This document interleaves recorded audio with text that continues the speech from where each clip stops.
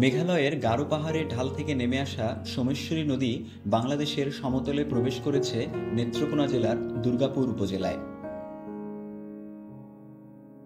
নেত্রকোনা জেলার অন্যতম পর্যটন স্থান সোমেশ্বরী নদীর খ্যাতি ছিল তার অপরূপ প্রাকৃতিক সৌন্দর্য আর বিরল প্রজাতির মহাশল মাছ সহ বিভিন্ন জলজ প্রাণীর জন্য। নেত্রকোনা জেলা প্রশাসনের তথ্য অনুযায়ী এই নদীর 5টি স্থানে বালুমহল ঘোষণা করা হয়েছিল। তবে ইজারা গ্রহীতাগণ এ বালুমহলের মধ্যে তাদের বালু উত্তোলন কার্যক্রম সীমাবদ্ধ রাখেনি। তারা যত্রতত্র নিষিদ্ধ স্যালো মেশিনের মাধ্যমে বালু উত্তোলন করত। অপরিকল্পিত ও আইন বহির্ভূতভাবে বালু উত্তোলনে নদী এলাকার পরিবেশ, প্রতিবেশ, প্রাণবৈচিত্র্য ও কৃষি ব্যবস্থায় নেমে আসে বিপর্যয়। নদী থেকে সরাসরি বালু পরিবহনে ভারী ট্রাক ও লরির ব্যবহার করা হতো, আর যাতায়াতের জন্য ব্যবহার হতো বেবটুল, বাইপাস ও আত্রাখালী সড়ক। অতিরিক্ত ভারী আর ভেজা বালু পরিবহনের কারণে সড়ক দুটি চলাচলের অনুপযুক্ত হয়ে পড়ে। সড়ক ও জনপথ বিভাগের তথ্যমতে প্রতিদিন এ সড়কে প্রায় 4000 ট্রাক চলাচল করত।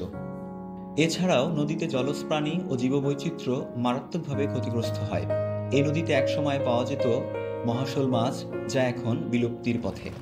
সেই সাথে শব্দ ও বায়ু দূষণে বিপর্যস্ত হয় স্থানীয় জনস্বাস্থ্য।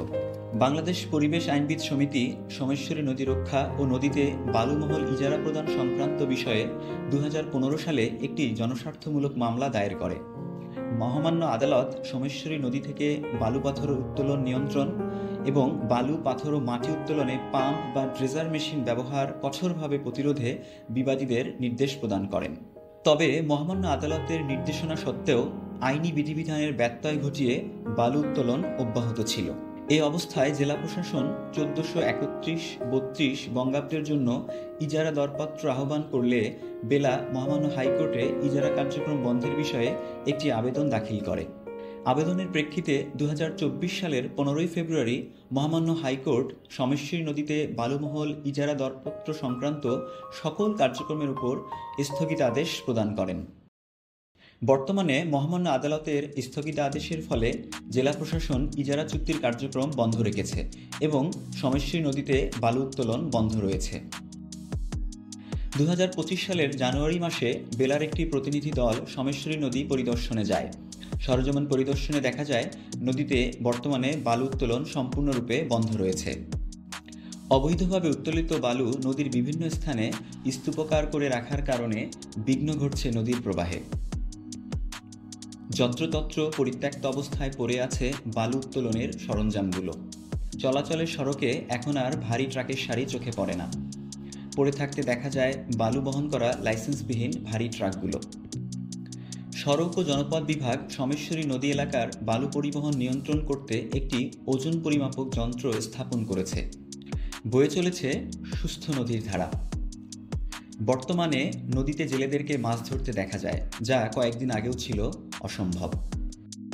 বেলার প্রতিনিধি দল কর্তৃক নদীর উৎসমুখে পানি পরীক্ষায় প্রাপ্ত ফলাফলে দেখা যায় বর্তমানে নদীর পানি গ্রহণযোগ্য মানমাত্রায় রয়েছে।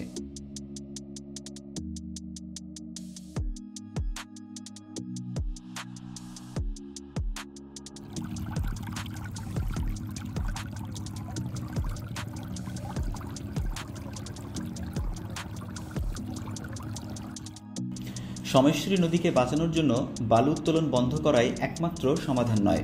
ইজারাদাররা যে ধ্বংসযজ্ঞ করে গেছে তা থেকে নদীকে উদ্ধার করে আগের অবস্থায় ফিরিয়ে নিতে সরকার ও সংশ্লিষ্ট সকলকে বিজ্ঞানসম্মত ও আইন অনুযায়ী পদক্ষেপ গ্রহণ করতে হবে। তবেই আমরা ফিরে পাব সুস্থ সোমেশ্বরী ও স্বচ্ছ জলরাশি।